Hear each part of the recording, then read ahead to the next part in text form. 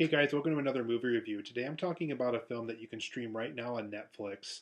This is the new Guillermo Del Toro remake of Frankenstein. For those who don't know who Guillermo Del Toro is, he basically did Shape of Water, Pan's Labyrinth, the first Pacific Rim movie. He didn't come back for the second one.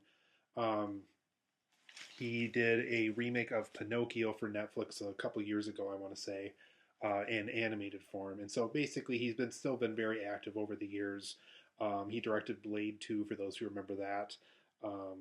He did a film called Kronos years ago. He's done tons of films.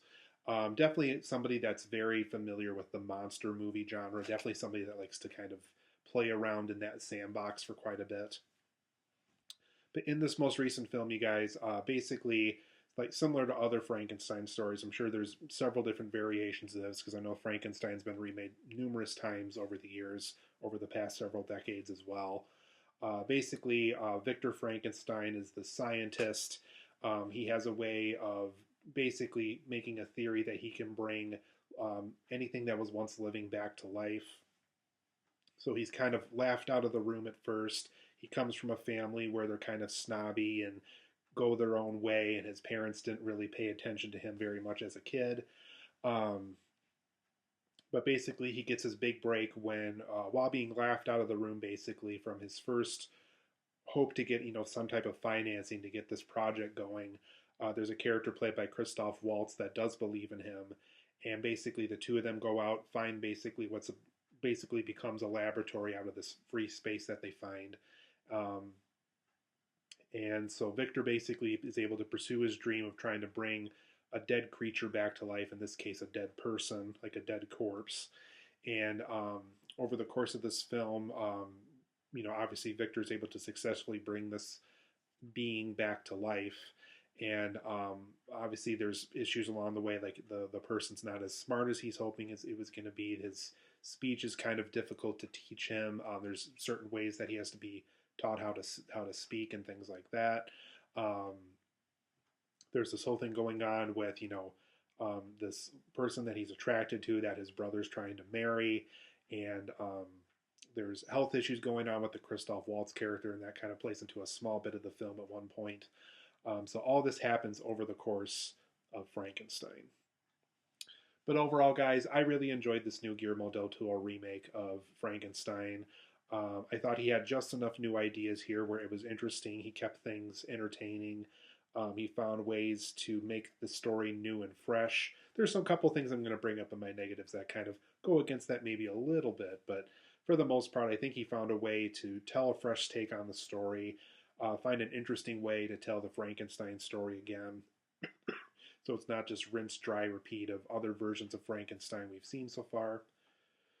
Um, he gets a really good cast and crew to help him out here. He has Oscar Isaac, he has Christoph Waltz, he has Mia Goth, just tons of people that are there to help him out to basically tell the best version of Frankenstein that he possibly can without just rinse, dry, repeat of other Frankenstein stories we've seen before. There's some creative liberties he does this time around to basically tell the most unique version of Frankenstein the way that he's able to.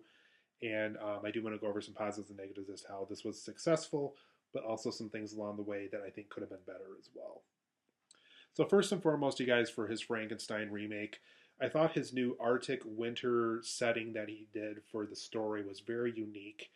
Definitely brings a whole new flavor to the Frankenstein story because normally Frankenstein is told on dry land and kind of marshy green areas, where there's a lot of graveyards. And Victor Frankenstein would have a sidekick named Igor to help him out in the laboratory. Doesn't happen in this version at all. Frankenstein doesn't get set on fire or anything like that, like in the original either. So they definitely find a new way to tell the story. I think I said the Arctic winter setting really kind of adds something new to the Frankenstein story. Frankenstein has to keep warm when he's out in the cold. They're like with winter clothing and scarves and all this other stuff that he's able to find out in the wild, and with people that he becomes friends with as the story progresses. So I just thought it was a fresh new take on how to do that. There's other things along the way that is kind of a fresh new take on how to tell Frankenstein as well. So I thought all that aspect of the story felt very new and fresh this time. There's also some practical effects that are used from time to time in the story. Very effective, very useful. Unfortunately, it doesn't happen in every scene. There's something I'm going to bring up in my negatives that kind of go against this, but whenever Guillermo Del Toro does use practical effects, um, it is very effective. It is very good. It is very believable. I like how he is probably one of the few directors that's still around today that still kind of believes in doing special effects in that fashion for films. So I really like that how Guillermo del Toro was able to bring that once again to his new Frankenstein movie. And then also going back to what I was just mentioning earlier, I thought the new winter take also manages to kind of tie things together, specifically with the setting involved too. So for those who like stories that manage to tie everything together, that do go back kind of to the beginning and make sure that everything does get tied together, I feel like Frankenstein achieves that too. I apologize if I completely messed this up for the guy's name, but Jacob Elordi or Elrodi as the Frankenstein monster, very very good, very fresh take on the character. I like how this version of the character is basically able to speak like you and I would, but it kind of takes him a while to kind of get there. I like how it's just one word or just one name at first, and then he's able to eventually evolve from names to saying stuff like hot and cold and hand and foot and coat and things like that. And he's able to eventually basically put all those words together eventually to form sentences like you and I would be able to do. And just the way that this actor was able to play Frankenstein's monster, I thought was very unique and fresh. I never felt like he was trying to compete with Boris Karloff's take on the character or other versions of the Frankenstein character we've seen in the past. This did feel like a fresh new take on the character, and I really think what this guy was able to do as Frankenstein's monster was very effective. I also like the complexity of Oscar Isaac's version of the Victor Frankenstein scientist character. Very complex character, definitely not just one dimensional. There's a lot of dimensions to his character. I like how failure has kind of been a big part of his life, and how when he witnesses failure again, he takes that very personally. I like how this character does find ways to kind of live his life, but there's still things about it where when science gets involved or when deadlines start to get tighter, he basically just dedicates himself to science and that's all he can think of. So I like the complexity of Victor Frankenstein. I like how when he is trying to live his life, the film kind of goes in interesting directions because of that. But the second that science is kind of in the way or kind of the main focus of his life, the film depicts it and how the character depicts it, I thought was very interesting and very complex, and it wasn't just one dimensional. It felt like a multi-dimensional character the way Oscar Isaac chose to portray the character.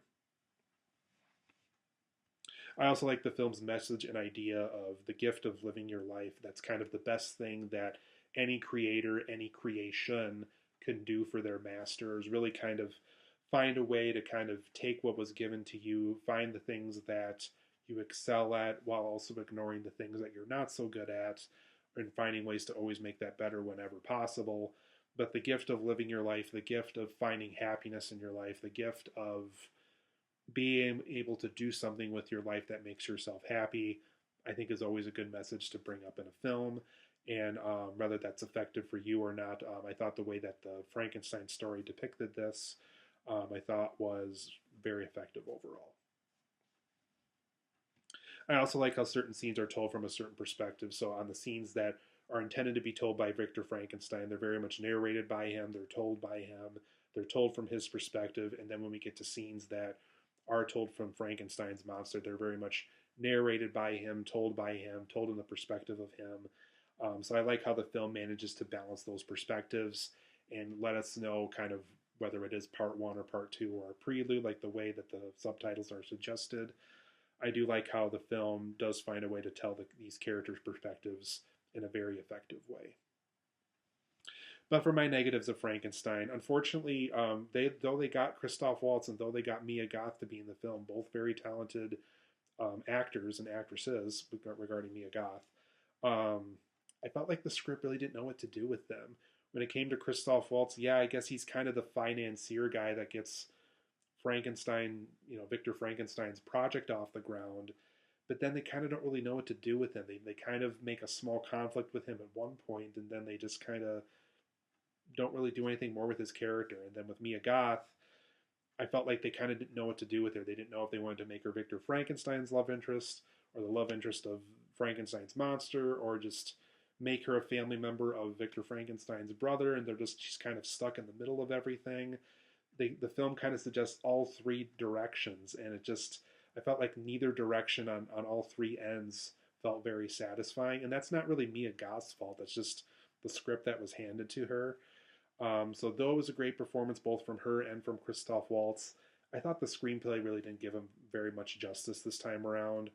I just felt like both of their characters were kind of tugged every which way but up, and they just, rather than finding one satisfying direction, they took them both in multiple directions, and none of them worked, unfortunately.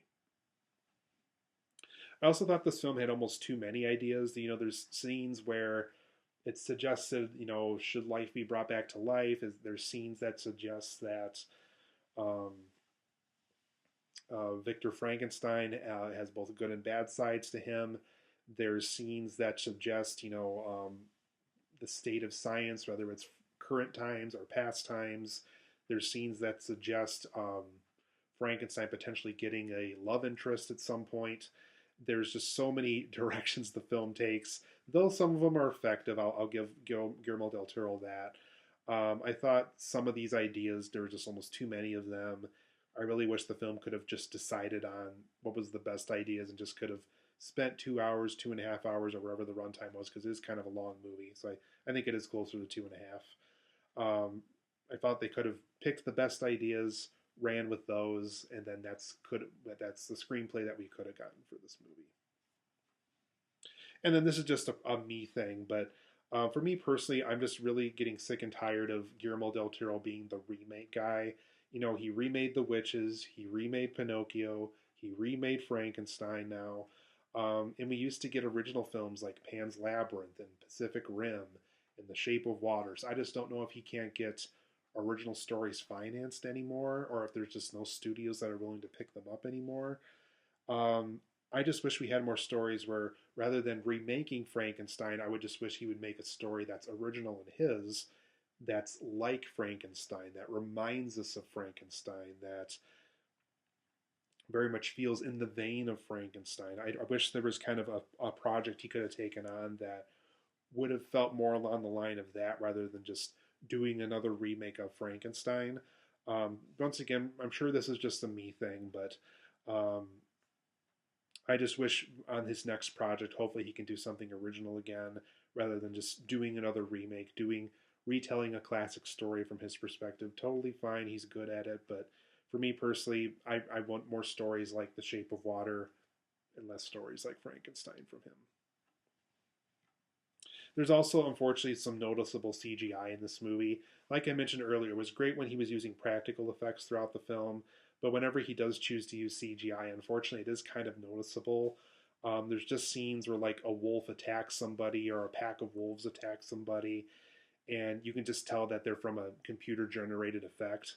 And so there's stuff like that where I think there's even some scenes where the Frankenstein monster is dealing with some mice in a barn or something like that. Clearly CGI. They clearly didn't use real animals for those scenes, and it's just kind of too bad because the CGI, unfortunately, though it doesn't look absolutely awful, I've seen worse, it is kind of noticeable for today's standards. I thought that aspect could have been better. But overall, guys, I thought Frankenstein was very good. It's a very good remake. Obviously, Guillermo del Toro knows how to do a monster movie. I'm going to give it an 8.5 out of 10. It's a very, very good film. If you haven't seen it yet, absolutely go watch it on Netflix. You can stream it there right now. Very good remake. I was happy with it. Obviously, I had a couple of issues along the way that I brought up in my negatives, but for the most part, it's a good movie. It's a good remake. Definitely recommend seeing it if you like monster movies or like the overall story of Frankenstein. And I recommend the movie, and I'll see you guys here for the next video.